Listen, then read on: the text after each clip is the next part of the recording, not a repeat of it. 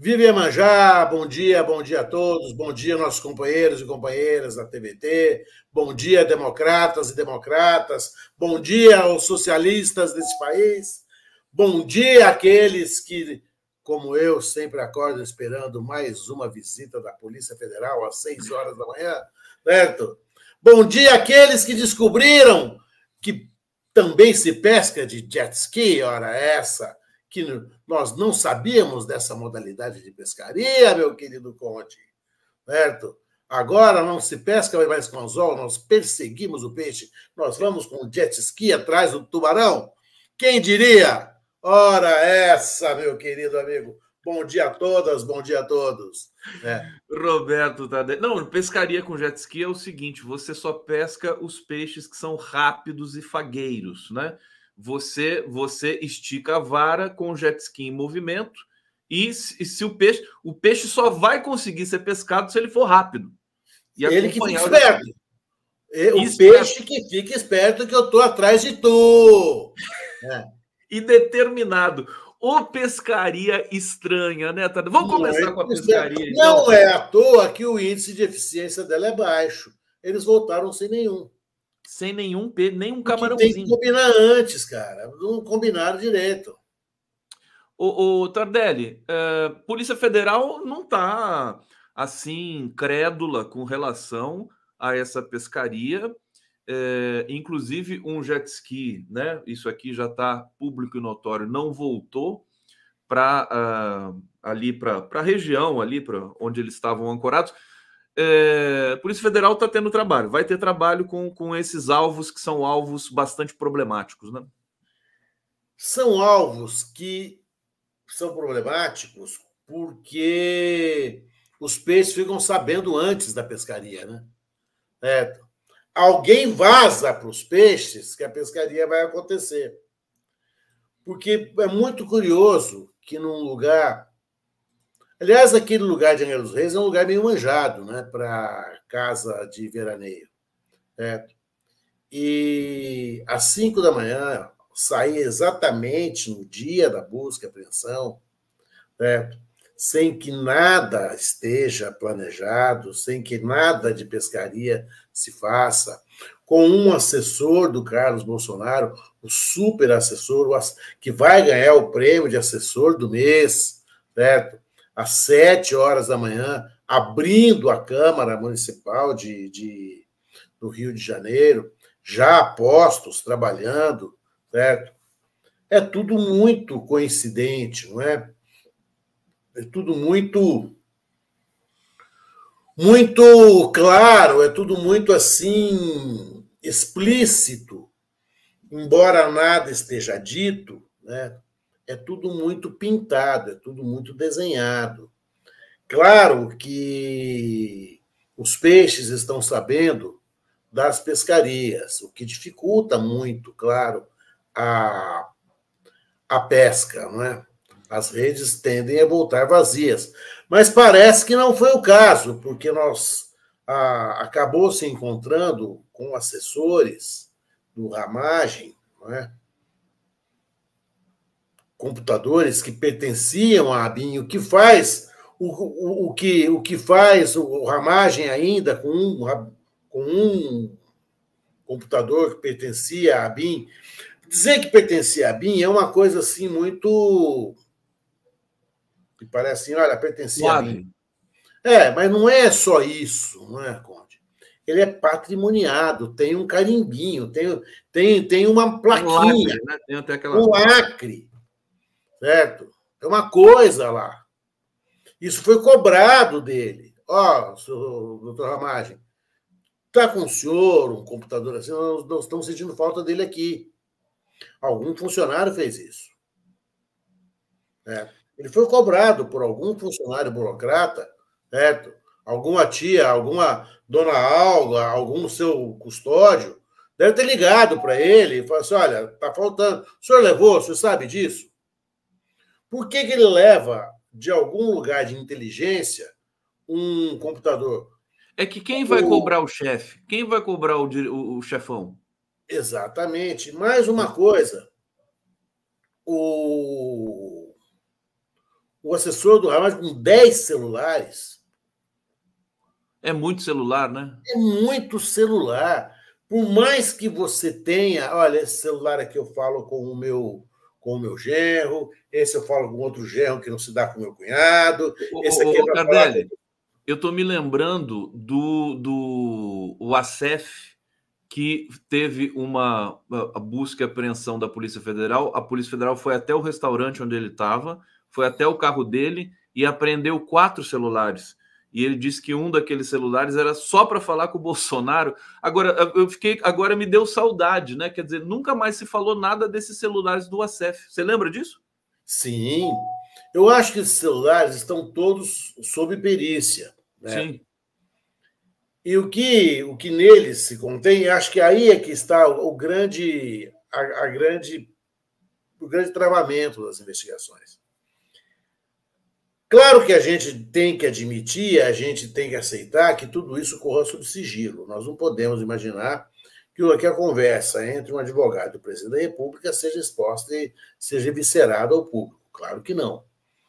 Mas a agilidade poderia ser maior. As consequências dessas conversas poderiam surgir, aparecer. Eu não quero saber o que houve na conversa, mas a consequência dela exteriorizada deveria aparecer. Alguém deveria sofrer alguma coisa deveria acontecer com isso. Parece que está acontecendo.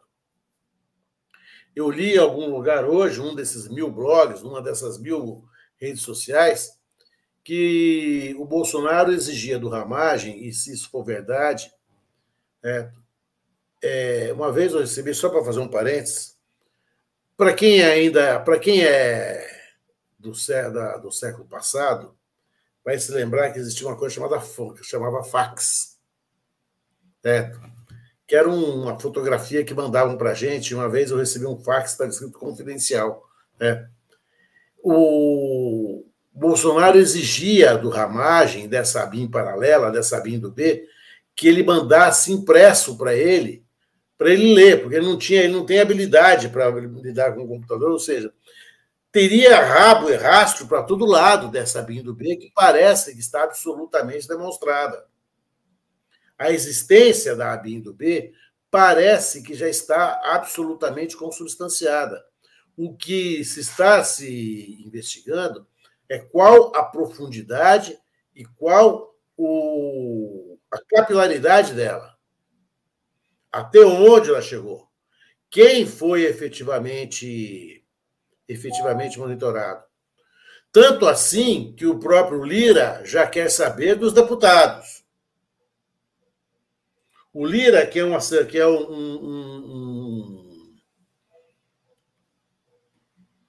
aliado de primeira e última hora do Bolsonaro, ele quer saber quem dos deputados dele, dos aliados deputados, ele é presidente da Câmara dos Deputados, ele quer saber quais deputados foram monitorados. A gente vai aprofundar esses temas aqui hoje, inclusive porque o Lira também deu mais um sinal de que está numa situação de tensão com o governo ao não ir, né, nos eventos de ontem, que foram tão importantes, a posse do Lewandowski e o início do ano judiciário, né, que teve o discurso ali do Roberto Barroso, o presidente Lula também estava ali. O Arthur Lira não foi, ele voltou para Alagoas, alegou problema de saúde, como sempre, na família. E agora não sei se o Arthur Lira vai ter tanta força assim, né, em 2024, porque é o último ano dele como presidente da Câmara, ele vai querer, evidentemente, fazer o sucessor, e a briga está grande ali, todo mundo quer a presidência da Câmara para 2024. Agora, Tardelli, deixa eu falar com você o seguinte, a Polícia Federal também não pescou direito, não, né? Ela foi só jogar um miolinho de pão ali, saiu sem peixe também na Polícia Federal. Acontece, né? Podia ter pescado algum peixe ali. Por exemplo, tem um peixe que é o Carluchus epidermus, né? Carluchus epidermus, que é o nome científico do peixe, né? Que é um peixe muito esperto, um peixe que sabe de rede social e tudo mais. O que você acha? Ele é um peixe que tem a capacidade de se juntar a outros peixes, né? Ele é um peixe que condecora, certo? os seus aliados dentro da cadeia. Os peixes milicianos, né? Os peixes milicianos. Eu nunca vi alguém ir condecorar uma pessoa na cadeia, na penitenciária. O Carlos Bolsonaro condecorou o nosso impoluto Adriano da Nóbrega, né? Adriano da Nóbrega, quando ele estava preso. Ele condecorou Adriano da Nóbrega na prisão. Eu nunca soube de ninguém, em momento algum na história do país, condecorado na prisão. Não preso por um crime político, não preso por um crime comum. Sim. Este fato, Conde, revela tudo. Nunca nós tivemos na história do Brasil, nunca antes na história deste país, alguém foi condecorado preso. A maior honraria da cidade do Rio de Janeiro. Ele recebe a honraria, a maior honraria da cidade do Rio de Janeiro, de um vereador cujo pai é deputado federal, à época deputado federal, e dedica um raro discurso a esse homenageado do púlpito do Congresso Nacional.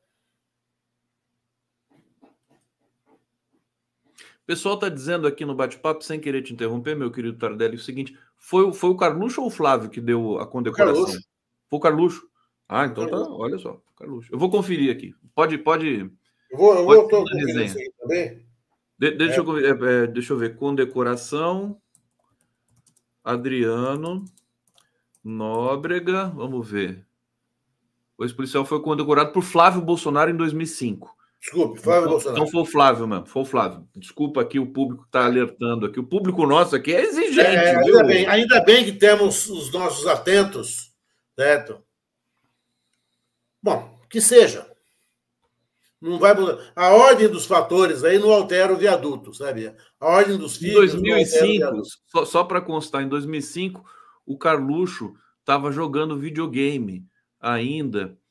Eu não sei qual foi o ano que ele foi eleito vereador pela primeira vez, mas eu lembro dos assessores falando assim: quando ele foi eleito aqui, ele não sabia fazer nada. Ele ficava jogando videogame aqui no gabinete. Bonitinho, né?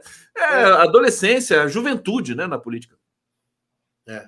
Não, só isso já era um dado muito forte para se estabelecer da vinculação de toda a família.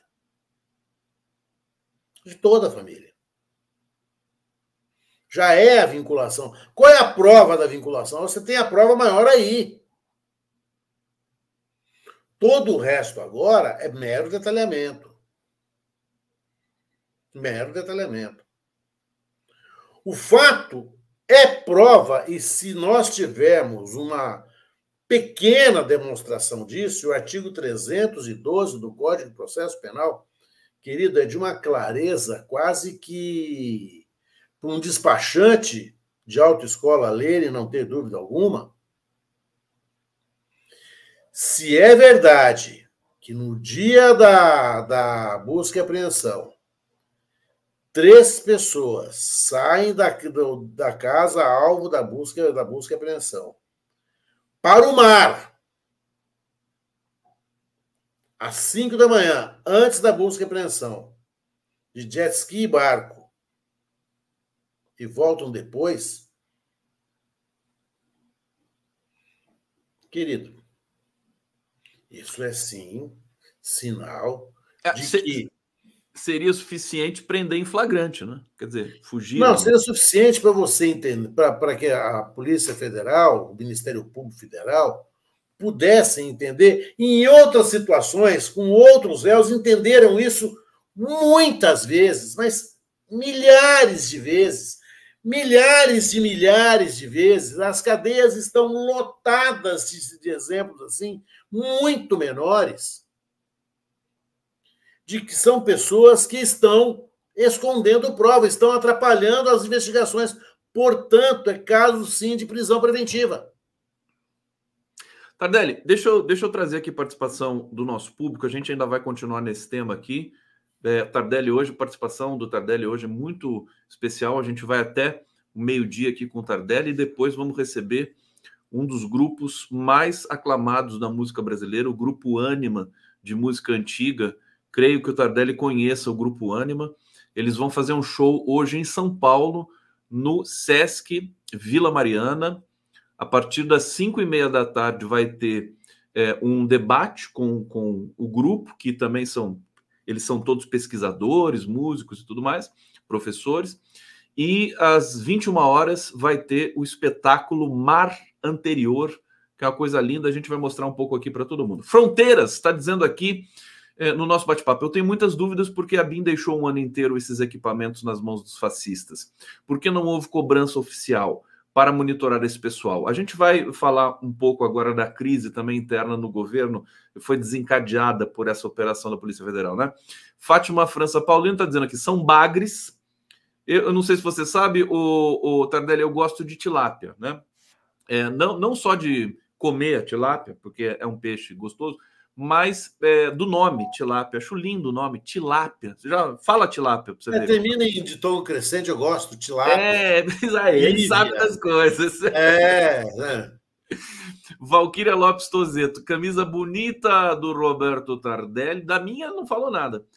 Berna Lennon, difícil pegar esses peixes porque eles são muito escorregadios. Ramita Tara Jordão, qualquer dia eles vão querer pescar usando um submarino.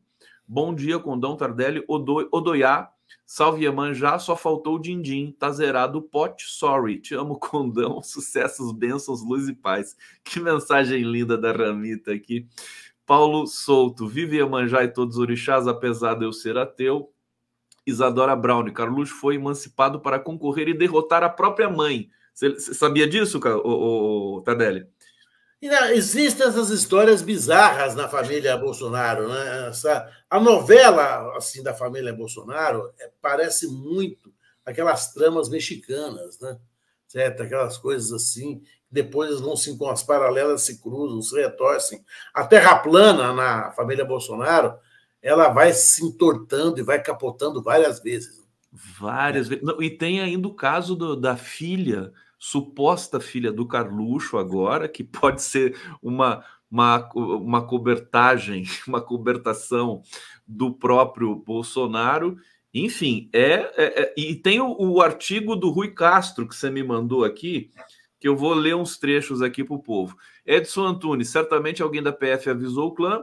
Ana Pimenta, Lira está sob liminar, Tardelli. Foi espionado? Eu não estou sabendo disso, não. Na verdade, o Lira se livrou dos processos no STF, né? Mas o medo dessa espionagem, porque a espionagem, para que ela serve? Era exatamente para saber quais eram os pontos fracos dessas pessoas espionadas para exercitar o pior dos tipos de constrangimento, de humilhação, de extorsão, aquilo que a gente chama de chantagem, né? Na nossa linguagem comum. Para isso que eles se espionaram. Pior dos intentos. E mais, né, Conde? Você espiona, você obtém criminosamente dados clandestinos e os entrega a um governo estrangeiro sob guarda. Eu nunca ouvi falar disso. Mas se a gente pedisse e imaginasse um roteirista americano lá dos estúdios da Warner, ele não pensaria algo assim. Que o presidente da República patrocinasse algo desse nível. Você poderia imaginar ele ser vítima disso. Por pessoas da pior espécie.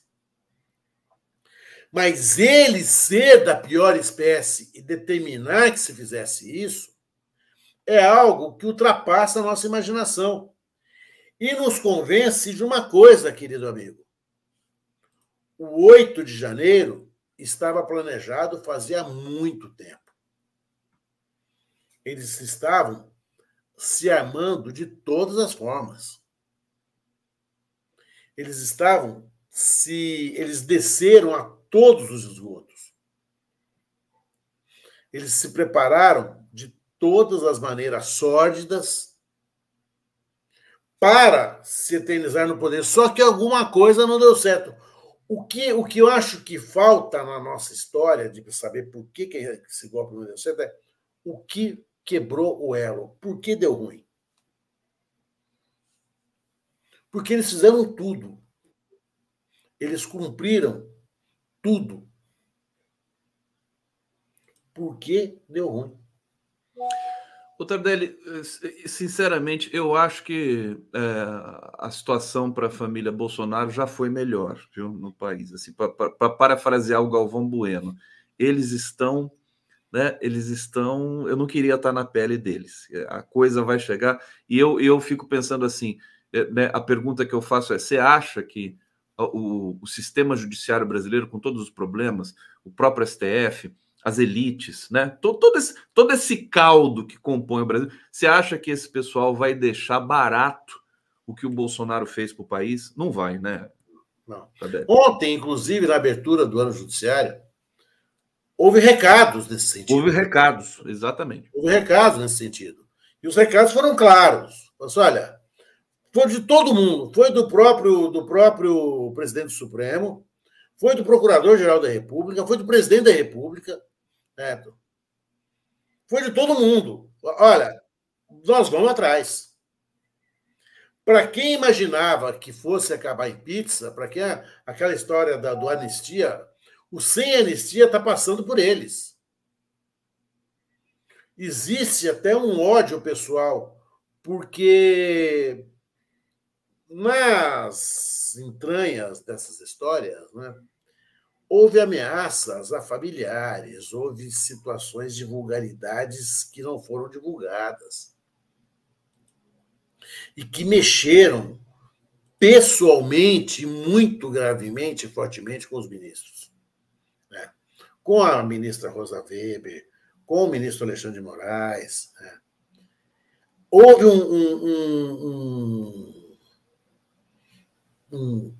uma ferida neles que eles não vão admitir. Né? E, de alguma forma, todos sabem, todos sentem, é porque é a percepção geral, coletiva. Se você for perguntar ao motorista, ao cobrador de ônibus de Quixeramobim, ao presidente Supremo, ao físico nuclear, a quem quer que seja, quem seria o grande beneficiário disso tudo? Bolsonaro. Não há dúvida. A percepção é coletiva. Todos nós sabemos que o Bolsonaro seria o grande beneficiário disso tudo. Portanto, vai ser o grande alvo disso tudo. Portanto, vai ser o grande... Quem é o grande devedor dessa conta? É ele. E seus filhos e seus próximos. É. O problema todo de quem perde uma briga em que se aposta tudo é que você perde tudo. Exatamente. O tombo é alto, né? O pessoal está dizendo no bate-papo aqui, ô Tardelli, que as suas camisas estão mais bonitas que as do Cacai. Então agora você já pode... Vou falar para o Cacai. Você vai falar para o Cacai. Grava isso, por favor, salva, printa, né? Que eu vou mostrar isso para o Cacai e ele vai ficar desolado com essa história. Desolado. E as deles são francesas. Deixa ele sofrer. São compradas na Champs-Élysées, né? As minhas são compradas vindas do Senegal. Senegal, deve ser legal Senegão no Senegal, como diz o César. O Tardelli, Heloísa Reis está dizendo aqui: bom dia, gosto muito do Tardelli, desde quando ele era promotor e aparecia na TV nos grandes casos. Obrigado. Eu me lembro mesmo, viu? Você vivia dando entrevista dos casos importantes aqui no estado de São Paulo, né, Tardelli? Bons tempos, né? Bons tempos. A gente dava entrevista, mas não dava entrevista como esses promotores vociferantes, né? A gente falava assim, olha, a gente explicava o caso e dizia o que poderia ser feito. A gente sempre respeitou o direito de defesa e a presunção de inocência. Né? Sim. Sem isso, a gente não imaginava... Eu nunca me imaginei ser promotor sem isso, entendeu? Você era anti-lavajatista antes da Lava Jato. Nossa. Eu era contra o GAECO dentro do MP e isso me custou muita crítica lá. Aliás, né, você também teceu aqui críticas ao Sarrubo, né, que era qual que era o cargo dele aqui em São Paulo? Procurador-Geral de Justiça. Procurador-Geral de Justiça, e que foi levado agora para o Ministério da Justiça com Lewandowski, e que falou em instaurar um GAECO nacional, mas acho que ele já voltou atrás porque as críticas foram muito fortes, né? A má ideia ela é combatida desde logo, né? A primeira grande ideia, a única ideia que ele teve, profundamente infeliz, né, já foi combatida de imediato, porque é uma ideia profundamente infeliz, absolutamente ilegal, absurdamente inconstitucional, terrivelmente ineficaz, burramente lançada, né, inoportunamente trazida, enfim. Né. Esse é o Tardelli. Roberto Tardelli. Eletra Silva está dizendo aqui, o Tardelli vem sempre com camisas muito legais. Amo. Combina com ele, que também é legal. Muito obrigado. Você também é muito legal, Eletra. Ela diz, não fica com ciúmes, Condão. Tu mora no meu coração e suas toucas são lindas. Obrigado. Senão eu fico com ciúme mesmo. O pessoal fica aqui fazendo muito elogio pro convidado que não fala nada para mim. Isso é injustiça. Edson Antunes, o que deu errado foi a soberba. Cadeia para esses golpistas, terroristas e tudo mais. Ô Tardelli, você me mandou aquele artigo do Rui Castro e eu não resisto. Eu vou ter que trazer aqui para você comentar e para a gente também comentar. Olha aqui o artigo, Ratos de Porão.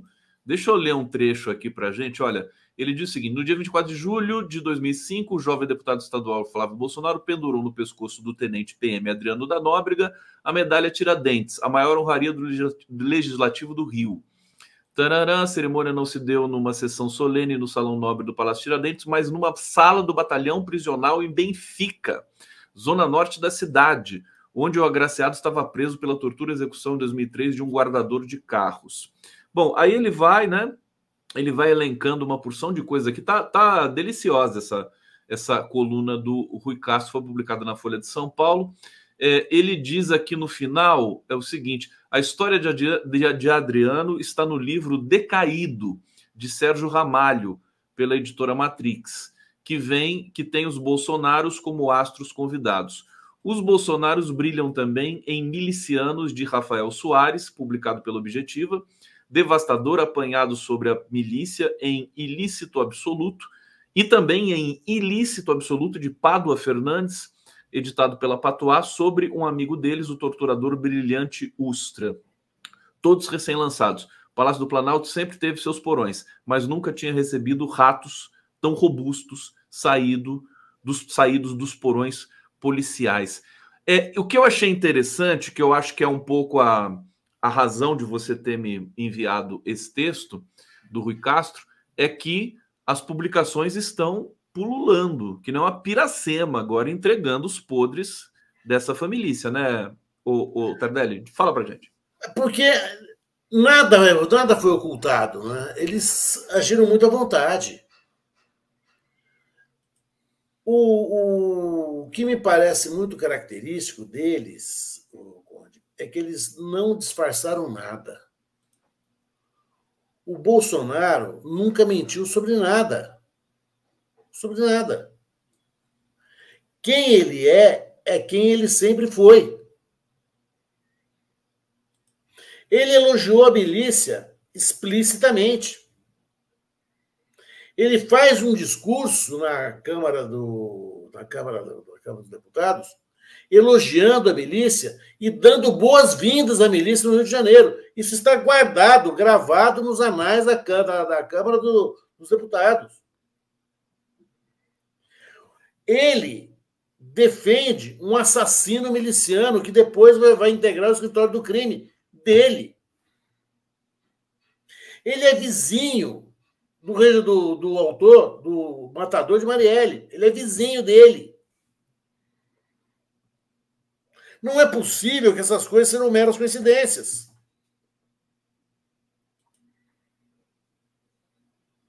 Isso não pode ser uma mera coincidência.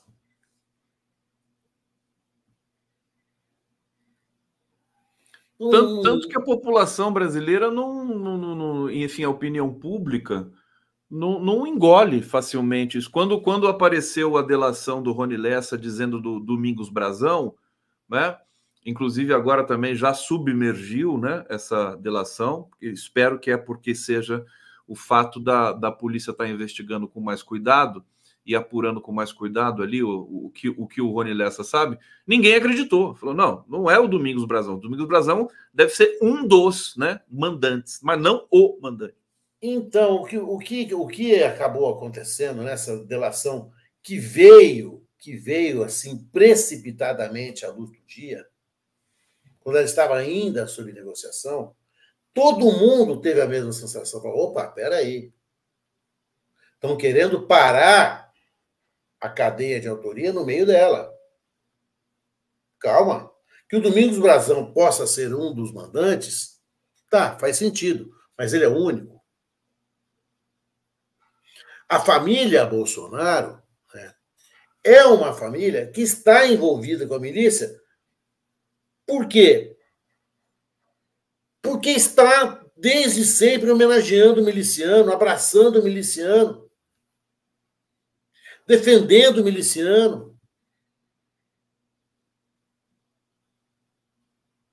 Ora, por que nós não podemos dizer, se ele homenageia o miliciano, como eu posso dizer que ele não está envolvido com a milícia? Aliás, o Flávio Dino, naquela comissão da Câmara que ele foi convocado, ele disse assim, com a palavra bem cheia, né? Falou: eu não homenageio o miliciano, eu não ando com o miliciano. Foi bonito aquilo lá, você lembra disso? Sim, sim. Mas agora, por que eu não posso afirmar que quem homenageia miliciano, quem dá boas-vindas à milícia, ele deu boas-vindas à milícia. Ele dá boas-vindas à milícia num discurso, numa das raras. As declarações de Bolsonaro, os discursos de Bolsonaro, são muito raros. Nesses raros discursos dele, ele dá boas-vindas às milícias. Ora, por que eu não posso afirmar ele está envolvido com as milícias sim? Tardelli, deixa eu aproveitar, porque ontem eu recebi um vídeo de um colega dizendo assim: olha como o Bolsonaro está com medo, está completamente assustado. Ele gravou esse vídeo. Vamos assistir juntos aqui, você vai comentar na sequência. Vamos ver, né? Peço licença, né? E peço desculpas também para o nosso público, né? Que sempre que eu coloco aqui o Bolsonaro, fala, tira esse cara daí, pelo amor de Deus, mas aqui é por uma questão boa, por um objetivo nobre. Vamos lá, vamos ver. Então, está fazendo a sua parte. Então, não é uma perseguição da PF em cima de mim. A PF está fazendo a sua parte, porque ela é instada em cumprir ordens. Então, no próximo dia 7, às 15 horas, em São Sebastião, foi me dado a possibilidade de videoconferência, né? Eu falei que não, vou pessoalmente, até porque eu tenho certeza que vai muita gente lá em São Sebastião e a gente vai bater um papo com 1.000, 2.000, 3.000, 5.000, 10.000 pessoas lá. Será um grande encontro nosso em São Sebastião, no próximo dia 7, às 15 horas. Então, eu quero convidar ao pessoal de Ubatuba, São José dos Campos, Guarujá, Santos, tá? Vamos comparecer aí em São Sebastião no próximo dia 7, às 15 horas. Eu vou prestar depoimento à PF, que está fazendo o seu papel, e saindo dali, eu quero dirigir a palavra a vocês. E espero contar com a presença de todos vocês para nós fazermos um grande ato em São Sebastião no próximo dia 7. Eu não sei se não é violação você chamar uma manifestação no dia do seu depoimento. Esse depoimento do Bolsonaro é referente à questão da baleia, né? Que ele foi com jet ski perto da baleia e caracterizou crime, né? Porque isso é crime no Brasil, você provocar, molestar animais. Existe um tipo penal muito, muito, muito peculiar no Brasil que se chama molestar cetáceo. Sim. é um dos tipos penais mais bizarros que a gente tem. Ele é sempre citado em todos os seminários de direito penal para exemplificar a fúria legiferante de criação de tipos penais absolutamente sem sentido. O que é molestar? Porque molestar é incomodar. Incomodar, sentir-se incomodado, é uma percepção ética, é uma percepção humana. Certo? Olha, esse barulho está me incomodando, essa conversa está me incomodando. Né? O animal não tem a percepção de ser incomodado. Né? Alguém, seja com jet ski, seja com barco, seja querendo abraçar, seja querendo tirar uma selfie, certo? Seja querendo se aproximar da baleia, né? Seja essa conduta do ex-presidente Bolsonaro, né? Se é essa a tipificação penal que se está querendo estabelecer contra ele, por favor, não vamos perder tempo com isso. É de um ridículo atroz querer dizer que ele está molestando a baleia, que a baleia se sentiu incomodada, que a baleia ia ligar para o 190 e não pôde ligar porque não tem acesso ao celular. Né? Sentir molestar é incomodar. A baleia vai embora. Ela não tem problema, vai embora, acabou. Quer dizer que você acha que está equivocada essa? Esse tipo penal é ridículo. Esse tipo penal ele é absolutamente ridículo. Ele é inconstitucional. Ele não tem existência. Ele não tem antijuridicidade material. Ele é um dos exemplos da... Mas, Tardelli, se você me permite, você fazer maldade, por exemplo, com bichos... Maus tratos é uma coisa. Hã? Maus tratos a animais é uma coisa. Né? Ninguém tem o direito de abusar, se viciar um animal. Né? Impor sofrimento, impor a dor.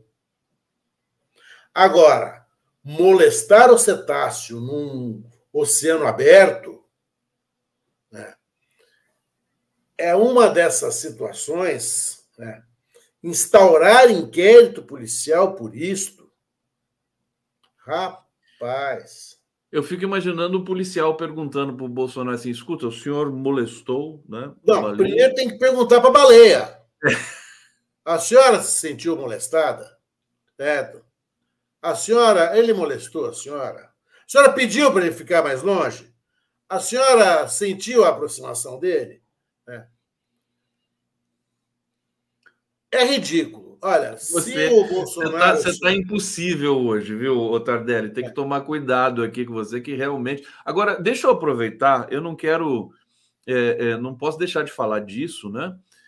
Sobre... Eu falei com você ali no bastidor, sobre a decisão do Toffoli de cancelar a leniência da Odebrecht, que mudou o nome, né? Agora é Odebrecht Novo Honor, ou Novo Honor, só... eu vi uma reação exacerbada nas mídias convencionais e vai na direção de cancelar tudo que a Lava Jato fez, realmente. Eu acho que o STF já deu essa dica, realmente, que a Lava Jato foi uma operação totalmente ilegal. O que você pode dizer para a gente? Explica para a gente como é que funciona essa coisa de leniência e cancelar a leniência. A decisão foi individual do ministro, foi monocrática.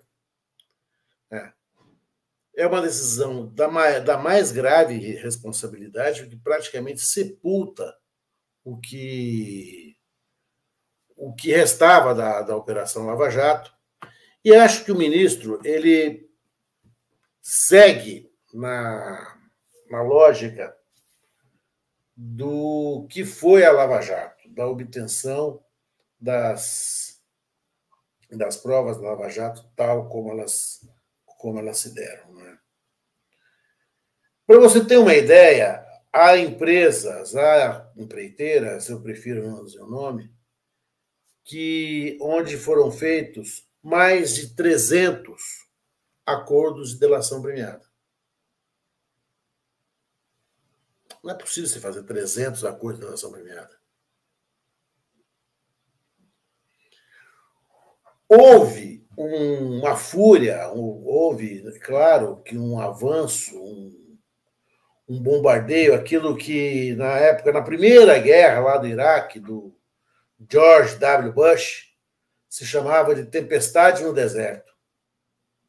Houve uma tempestade no deserto, feita pelo Ministério Público Federal, pela Força Tarefa, pelo Sérgio Moro, nessas empresas que não tiveram muito o que fazer e começaram seus diretores a fazer delações, que chegaram a um acordo de leniência. Esse acordo de leniência não teve efetivamente a sua base fundamental, que é a voluntariedade. O que é voluntariedade? Voluntariedade é a liberdade de contratar.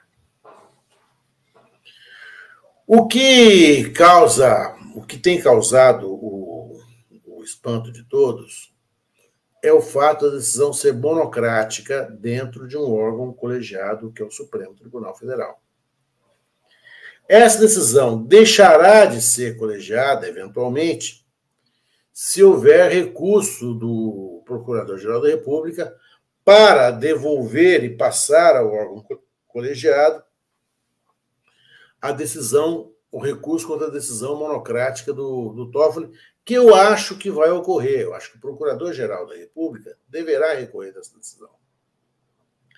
Até para que essa decisão ganhe a legitimidade da Corte como um todo, como foi a decisão que considerou suspeito o então juiz Sérgio Moro em relação ao hoje presidente Luiz Inácio Lula da Silva. É uma decisão corajosa e acho que é uma decisão de um juiz que está muito mordido pela Lava Jato. Eu acho que o ministro Toffoli é um ministro muito atingido. Eu acho que ele sofreu como que eu posso dizer? No bombardeio, nos vários bombardeios que a Lava Jato fez com o presidente Lula, um dos torpedos acabou atingindo o próprio juiz Toffoli quando ele proibiu o presidente de de acompanhar o velório do irmão e dar aquela decisão absolutamente bizarra do velório, desviar o rumo passar uma base onde o presidente Lula estaria, o presidente Lula, uma decisão inteiramente fora de qualquer padrão de legalidade e juridicidade. Aquela decisão, que é uma decisão única no ordenamento jurídico brasileiro, marcou o juiz e marcou o presidente. Deixou o juiz completamente traumatizado em relação à decisão que tomou e acho que muito indignado em relação a ter se sentido como que enganado por aquilo que se viu envolvido diante da situação toda que a Lava Jato criou. Houve um momento, nós nos lembramos bem, que a Lava Jato era uma verdade oficial. Você se lembra disso? Havia, diz para o Tardelli ficar sempre à mesma distância do microfone. Fica difícil ficar aumentando ou diminuindo o volume. Olê, obrigado. Não liga para isso, não. O pessoal aqui às vezes exagera, né? Tá perfeito aqui, a gente está ouvindo. Por favor, até peço para vocês confirmarem aqui que o áudio do Tardelli está perfeito. Mega bom. Tá, vou ficar quietinho aqui agora, vou ficar paradinho. Não, fica quietinho nada. Pode continuar a sua resenha aí. E a Lava Jato, ela produzia notas oficiais. A televisão dizia a Lava Jato, se expressou. A Lava Jato era uma espécie de instituição que se afirmava, que se afirmava de fato no Brasil, embora não existisse de direito. Todos os ministros. Eu me lembro de uma frase do ministro Barroso dizendo que os gravíssimos erros da Lava Jato, ele chamou de pecadilhos.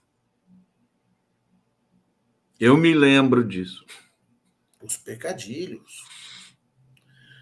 Porque era muito difícil para ele, juiz, entender que ele também foi enganado.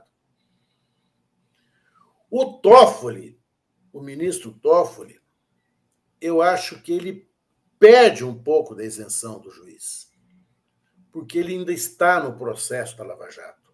Ele ainda está vivendo aquela decisão reverbera, porque há várias decisões depois, posteriores, que ele se arrepende, ele volta àquela decisão. É como se aquela decisão o consumisse como juiz. O consumisse espiritualmente, moralmente. A gente sabe que tem uma história que foi confirmada por várias pessoas. Quando Lula foi ao STF depois de eleito, mas antes de assumir, ele foi lá, conversou com todos os ministros que estavam ali presentes e teve uma espécie de esbarrão assim no Toffoli. Parece que o Toffoli pediu perdão para ele e ele não respondeu. Então, isso deve estar corroendo, né, um pouco o julgamento do Toffoli. Agora, o pessoal está falando aqui, por favor, não transforme Toffoli em vítima. Agora, antes de devolver para você, meu querido Tardelli, eu quero trazer uma série de comentários aqui, o pessoal está participando muito, e eles estão reagindo ao que você falou com relação a molestar cetáceo, que é, de fato, um item, né, do Código Penal brasileiro, né? É isso, o Código Penal? É uma lei extravagante, é uma lei penal. É uma lei penal, lei penal. Está aqui, molestar cetáceo. Bárbara Vitória, com tanto crime grave que o Bolsonaro cometeu contra a nação, essa intimação realmente parece ridícula. No fim das contas, vai dar holofote para ele. Deus nos ajude. Nádia Maria de Souza Correia, concordo com o Tardelli, ridículo diante de tantos outros crimes cometidos por Bolsonaro, uma brincadeira com os familiares das 300 mil mortes da pandemia evitáveis. Lucimar Lima, eu detesto o Bolsonaro, mas nesse caso ele fez o que todo mundo faria para fixar pertinho de uma baleia. Agora, maltratar é outra história. Norma Serra, então estão dando palco para maluco dançar, Tardelli? A tese do Tardelli é um pouco nessa direção, né? Carmen Lúcia Carmo, é ridículo mesmo, Tardelli. Érica Leal, se for esse artigo, seria uma coisa armada dos bolsonaristas, a região é de extrema direita, aqui o litoral norte de São Paulo, ela está se referindo a isso. Ivo Afonso, incomodou sim, molestou sim o cetáceo, o convidado está equivocado. Tem várias opiniões aqui, mas a maioria concorda com o Tardelli. Fabrícia Ribeiro, discordo respeitosamente do Tardelli, isso é crime ambiental. Denise Abreu, concordo com o Tardelli, isso é para desviar o foco e deixar o prefeito e o próprio Bolsonaro no palco de manifestações bolsodoidas. Cecília Barbosa, Conde, Bolsonaro está querendo copiar Trump, que a cada chamada para depor ele aproveita para fazer um comício. A Fabrícia, mais uma vez aqui, quando fui para Fernando de Noronha há 20 anos, já era proibido nadar ao lado dos golfinhos, porque eles estavam sumindo da ilha. Estavam incomodados com tantos barcos e turistas. E Fronteiras diz aqui, não torne o Toffoli uma vítima, por favor, que eu já tinha falado para você. Agora, se você puder organizar toda essa montanha de comentários que eu trouxe aqui para você, ou Tardelli, que são, na verdade, vão numa direção, né, e outros vão noutra direção, se você puder explicar tecnicamente a questão da leniência. Quer dizer, a despeito do estado de espírito do ministro Toffoli, isso você diria que está tecnicamente correto? A decisão dele está tecnicamente correta, porque o que ele verifica, ele vai na lógica da Lava Jato. Qual é a lógica da Lava Jato? A Lava Jato em si se baseou numa decisão, numa situação em que não havia exatamente uma investigação, mas sim uma perseguição a Lula feita por um juiz e um Ministério Público maquinados, instrumentalizados para isso, o que ficou, para mim, absolutamente demonstrado. Ou seja, se o vício é de origem, se a semente é podre, a árvore não pode dar bons frutos. Então, a decisão dele está correta. O que as pessoas questionam é ele decidir isso monocraticamente, uma decisão dessa envergadura, deste tamanho. Mas o ministro Supremo está lá para dar decisões desse tamanho, dessa envergadura. Essa decisão deve ir para o plenário, porque imagino que a gente deve ter uma manifestação no plenário, porque o Procurador-Geral da República deverá recorrer disso. Se o Procurador-Geral não recorrer, morreu, acabou. Né? Se também não recorrer, é porque o Procurador-Geral da República haverá de concordar com a tese inicial de que sim, essa força-tarefa estava inteiramente viciada. Se o Gonê não recorrer, será um recado gigantesco para a sociedade brasileira. E conhecendo o Gonê, como eu sei que você conhece o trabalho dele, o que você acha que vai acontecer, Tardelli? Eu acho que é uma possibilidade de ele não recorrer. Eu também acho. Também acho. Porque ele está alinhado, né? Está bastante alinhado. Os discursos dele são discursos muito progressistas, né? São discursos que estão surpreendendo pela sua coragem, pelo seu dinamismo. O Gonê... Aliás, ele está diretamente implicado na operação da Polícia Federal. Sim. Olha, na história, com H, faltava esse um. Certo? Eu acho que o Gonê está vindo para nos colocar dentro do reordenamento institucional que nós necessitamos fazer. Esse reordenamento é fundamental porque nós vamos passar agora pelas eleições mais complicadas da história brasileira. Ou nós reordenamos, ou nós conseguimos organizar essas histórias de fake news, inteligência artificial, ou nós vamos ter uma eleição municipal, querido Conde, em que você não sabe em quem você vai votar, querido. A cena está muito competitiva. Para começar, a gente sempre toma como exemplo São Paulo, que é a mais disputada, que tem mais eleitores e tudo mais. Vamos ver como é que vai ser. Não vai ser fácil, né? Aliás, a de São Paulo diz respeito diretamente a você, porque você é um eleitor aí da cidade de São Paulo. Sim. E deve estar preocupado com o que vai acontecer. Eu estou sentindo que a chapa do Ricardo Nunes, Tardelli, ela está muito confusa, porque o Bolsonaro acabou de impor o vice para o Ricardo Nunes, que é um ex-coronel da Rota, que é um sujeito assim 100% bolsonarista. E isso eu acho que vai ser prejudicial para o Ricardo Nunes. Ele, inclusive, não estava querendo e não aceitou ainda essa imposição do Bolsonaro. Como é que você está a expectativa para a eleição em São Paulo, para a gente fechar nosso papo hoje? Olha, o Ricardo Nunes, ele é um prefeito que ele pode andar na rua, velho. Porque ninguém conhece ele. Ninguém conhece ele. Ele é um prefeito e ele não vai ser xingado. Ele não vai ser xingado nem cumprimentado. Ninguém sabe quem ele é. Ninguém vai pedir nada para ele, ninguém vai pedir emprego, ninguém vai pedir asfaltamento, ninguém vai pedir nada para ele. Ninguém sabe quem ele é. Ele é prefeito de uma cidade de 10 milhões de habitantes e ele não vai receber um pedido. Ninguém vai chegar, corta aquele galho da árvore que está à frente de casa, arruma um emprego para minha cunhada que tem 3 filhos para sustentar, nada. Ele é absolutamente inexistente. Assim, inexistente. É uma cidade que a sensação que o munícipe aqui em São Paulo tem é uma cidade que ela se administra por inércia. Por inércia, certo? Por inércia. E a colocação de um coronel da Rota como vice-prefeito é tudo aquilo que o Boulos sonhava.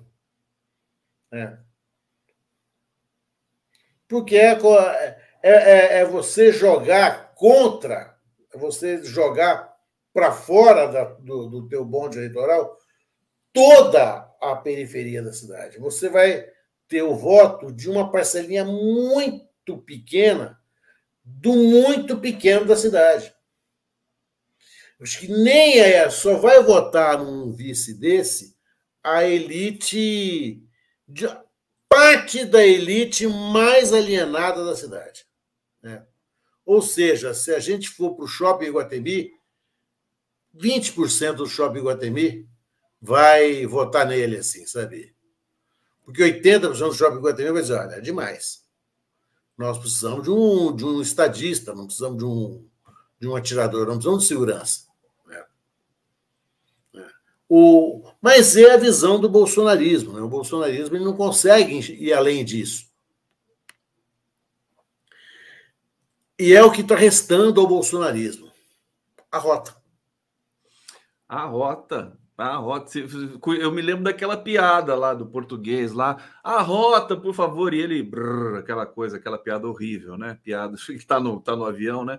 Por favor, a rota. Não, o cara fez aquela besteira.